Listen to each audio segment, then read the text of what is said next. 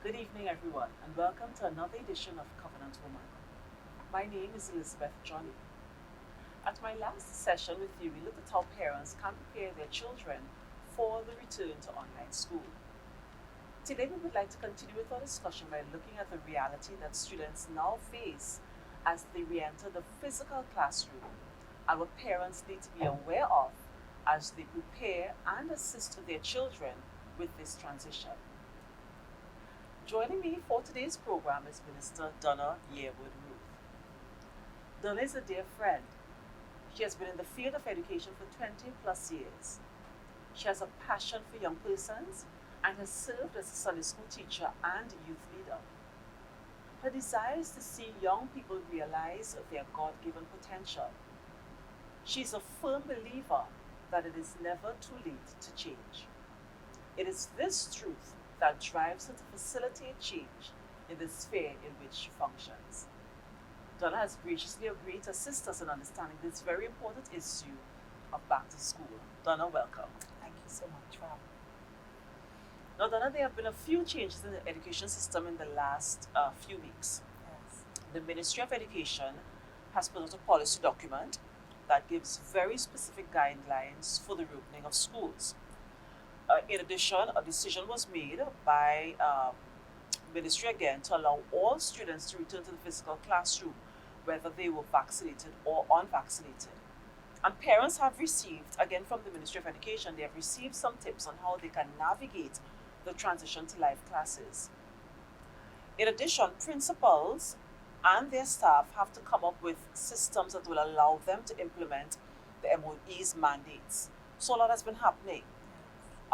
The first thing I'd like us to do is to establish the context of our discussion. So to quickly recap, what are the main discussion points in the ministry's policy document for the reopening of schools? Tell us about that. Yes, Liz. So as you were stating, ministry would have given specific guidelines for school for the reopening. And one of the things that ministry would have stipulated was the infrastructure in terms of how it would be set up for receiving the vaccinated and unvaccinated students. So there are certain protocols that have to be followed. There's, of course, you have the water stations for washing your hands that had to be implemented on the compound at strategic points on the compound to facilitate that. And particularly in terms of monitoring the entry of students and the entry of teachers and visitors on the compound. So you have a washing station that is set up at the entryway. You have your temperature checks that is taken at the guard booth for persons entering as well as teachers.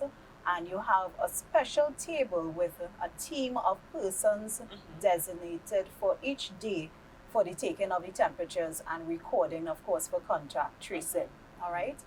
Another thing that ministry would have stipulated that schools need to prepare is a designated spot for prospective COVID individuals.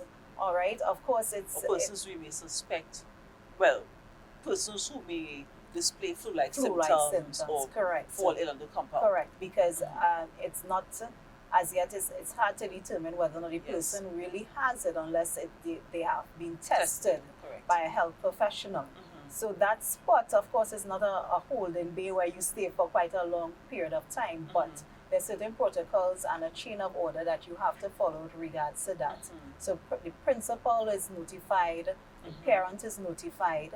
Of course, the medical team, the district medical team has to be notified as well too, that there may be a possible COVID case. The parent collects the student and the student is tested by a health official to verify whether or not the person is in fact infected. All right. It's important to note likewise that a student cannot re-enter the compound once suspected or held in that quarantine area unless they have that official notification from the health official stating that they have a clean bill of health to re-enter the school compound. All right, so those are some of the things that ministry would have stipulated, and of course the schools would have enacted just to ensure that we are keeping up with the protocols with regards to COVID. And I felt it was necessary for us to begin our discussion by highlighting those main discussion points set out in the ministry's policy document, because we want to ensure that parents feel comfortable Yes. in allowing their children to Yes. return to school. We know that many of them had concerns um, before the ministry gave their mandate about vaccinated and unvaccinated. Many of them had concerns. Yes. So schools have followed the protocols, as you said, to ensure that, as far as possible, to ensure that the learning environment, the physical learning environment, is a Correct. safe space for teacher, for student, for visitors on the compound, and if parents, of course, need to drop by and visit. So we want to shift focus a bit now to the home and to the parents. So the ministry has given its mandate. When we want to speak to the parents, as I said, what are some issues parents must consider because we're talking about how parents can prepare and assist their children in the transition. Yes. What are some issues parents must consider as their children return to physical school after for about almost 18 months of online learning? What should parents consider as they help their children with this process? So of course you have to re-emphasize the need to follow all health guidelines. Yes. So the wearing of the mask at all time and the social distancing when you are on the compound.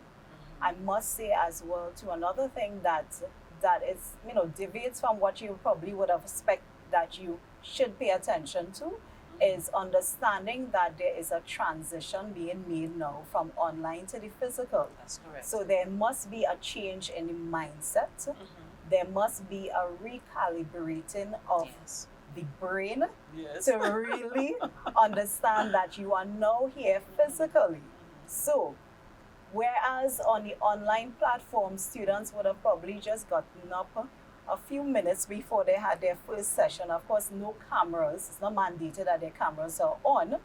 So they will jump onto a session having just jumped out of bed in a disheveled state. And of course, this is not to the view of the teacher because the camera may be off. So they now need to understand that they're here physically and there must be some sort of preparation that takes place Yes. before Yes. entering the school compound. And when I say preparation, I'm talking about preparing the night before, making sure that you have your books and you have your utensils for writing, right? Because we don't want a situation where you're on the compound and then you suddenly forgot that I have no writing instrument. I remember some weeks ago we started talking about this program. You were sharing with me about a particular young man who was Yes. doing the same. Tell us. The same thing, all right? And this is what I'm talking about. There's a disconnect sometimes between the Yes. online platform and the physical. And of course, you remember you have to give your body enough time Yes. to adapt to getting up much earlier because you have to reach the school on time. So what I have noticed among some of our students, and I must say they are in the minority, Yes. is Excellent. that some of the students, because that transition, they're slow in making that transition, they still have not recognized that I need to be up a certain time so that I can reach the school on Yes. time. I must be punctual. That's one. And when I'm punctual, because this was the instant with this particular student, was that, of course, class would have already started. The teacher would have already put the notes on the board and students were engaged in writing. So this student is already late and goes into his bag to look for his pen to write, and there is no pen. So he now needs to get out of the classroom to look for a pen. So preparation is important. As I said, I know that students with the online learning, a lot of them would have just not taken notes or You screenshot the teacher your Correct. screen, yes, and you Correct. copy notes later, yes. right? So the mindset has to be reoriented where they Yes, understand yes. I am here physical, I need to do my preparation the night before, I need to make sure that I have all that I need to for the day's learning in place so that when I come to school, I can maximize that time. Excellent. So parents, we want to ensure that your children are prepared. We would also want that you, and I think we want to talk about this a little bit more, we want to ensure that parents constantly remind their children about the protocols that are in place. You know, on the last program, I spoke about my nephew, and I shared some issues with him, and uh, the school he attends, his form teacher sent out a notice to parents to remind us to remind the students to maintain the health protocols. Some of the students, they want the compound, they weren't wearing their masks, they weren't practicing the social distancing, and they got very concerned. And so they were asking the parents to please to continue partnering with them to remind the students. So that is an important issue. What other issues should parents be aware of and constantly remind their children of as they transition? Because in fact some of them are back online in physical classes. So what other issues should parents speak to? We must be mindful that the age group that we're dealing with is young adolescents. So though by nature adolescents, they are social beings. Yeah. They love to interact. They love to reach out and touch, and they are all about socializing. Yes. That's a big part of their life during this period of time. So one of the reminders would be likewise the coupling, and I want to say this, that these issues, they always existed pre-COVID. It is nothing new. It's just that we have COVID now. That's the only difference at this point in time. That's correct. So we're still faced with those challenges in terms of ensuring that they remember that they must social distance. They must wear their mask, because that's another thing as well too. They feel comfortable when they're in a group. Everything hangs, including the mask on the chin, right? Everything hangs. So it's a constant repetition and reminding of the students that they must follow the protocol with regards to wearing your mask and social distancing. I remember you also spoke about on the compound, as students returned, school sort of put things in place. So one of the things we would have put in place is managing certain areas. So like the cafeteria, we would have ensured that maybe a safety officer was present, or a dean, or another member of staff to ensure that order was maintained at the cafeteria and other places that, where students would have, well, not congregated, but, there may be a little bit more of them there. Now that they're back out again, you are seeing that they have maintained those structures and those boundaries that would have been established. So I guess we just want to reiterate the importance of constantly reminding the students, constantly speaking to them about it, constantly drilling them on issues that are really critical, not just for schooling, but for their health and their safety, their health and safety, as well as the health and safety of their peers,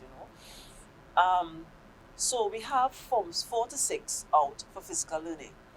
The ministry has mandated in its phased reopening approach that forms 1 to 3 should be returning come January 2022, our second term. Some parents have children at that age. How can those parents prepare their children for that eventual return to physical classes? I think in the first instance, parents must recognize that you don't wait until the ministry discloses the date for re-entry to prepare the child. It starts now. It does. It starts in the first instance with parents having a conversation with students, letting them know that the online classroom is no different than the physical classroom, except that you're sitting down behind a device rather than physically in front of your teacher. That's one.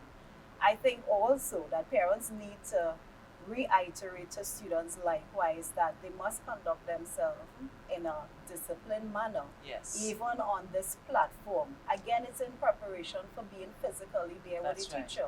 There are some things that as a student you would not do if Miss or Sir was right there next to you. So if we have that habit being cultivated during the online platform, I think it's going to make the transition to the physical seamless preparation Yes, that's key. preparing the night before. So we don't Mhm. have a reoccurrence of that example I gave of that Yes. student who was totally unprepared. So he came late, as well as he was unprepared in terms of having the writing instrument Mhm. to even take down notes. Mhm. So as parents, I would say as well, you want to create an environment Mhm. that is very much similar to the school environment, Correct. so that there isn't a disconnect in the child's mind between, okay, this is what pertains or obtains at home, and school is like culture shock when I'm now stepping back into the school. So we want to create that disciplined environment, Mhm. an environment where the student knows I prepare my writing instruments, I prepare my books the night before, I prepare my uniform. I want to say that as well too. I know that some schools would have mandated that students wear Yes. their uniform, and it's because it helps in terms of preparing the child's psyche Yes. for returning, and also cultivating that at that level of discipline It does. that you want. Mhm. So the child prepares his uniform, it's just a shirt Mhm. at night, and the child, he or she gets up in the morning, dons the uniform, Mhm. and sits in front of the camera ready for the start of the school. Yes. If parents can cultivate this habit, you know, there's a saying that if you do something for 21 days, it's habit forming. Mhm. If we can do that now, Mhm. it means that when that call is made for the physical return of the Form 1 to Form 3 students, Mhm. they would have already become the student, the Mhm. physical student entering the classroom ready to learn. Ready to learn. Now, I know some parents who have children who just transitioned to Form 1 may be very concerned because the last time they would have been in physical school would have been Standard 4. Yes. And now when they return in January, God's willing, they will be in secondary school. But let me reassure parents that the guidance unit, their program this term in dealing with the Form 1s, it focuses greatly, heavily on transition. Yes. So the students, while they're online, they're being, discussions are being held with them to prepare them for that transition and help them to navigate, Yes. helping them navigate that transition into secondary school. So Correct. parents can be a little bit more comfortable with your little babies going out to physical classes in January, God's willing. We're almost out of time, and before we conclude, I'd just like to ask Don if there are any closing words or parting remarks you'd like to leave for our parents and our students. I believe to parents, it's important to have that open communication with your young charges. You want to make sure that everything is all right. You know, the catchphrase of young persons when you ask them, how are you? And normal. Normal. Right? Normal. Right? You want to engage them in some sort of discussion so that you get a little more than normal coming out. And you find that if you do this on a regular basis, you will get a little more than normal, and you may find that some of them may actually express to you some difficulty in terms of transitioning or fear of transitioning, or even difficulty manipulating the online classes and dealing with the amount of work that they have to do on the online sessions, or probably not even understanding during the online experience. All right, so you really want to engage young persons. I would also say as well to make time, as a family, of course you want to do some devotion with your young charges as well too, because it's about preparing not only them mentally but spiritually as well too, to enter the compound. All right, so I think that would be my parting words to the parents in terms of what they can do at this point in time. So good evening, and thanks again for joining us. I had with me my dear friend, Minister Donna Yearwood Ruth, and we were talking about preparing our children for the return to, well, some of them are already physically in school, and what parents need to be aware of as they help them, as they provide that support for them, and also in terms of preparing the younger charges for the return in January. What am I saying? January. So as we conclude, I'd just like to leave this portion of scripture with you is 3 John chapter 2, verse 2 says, Beloved, I wish above all things that you may prosper and be in health, even as your soul prospers. We thank you so much for joining us for this edition of Covenant Woman, and we're looking forward to your company for our next program. Have a blessed evening.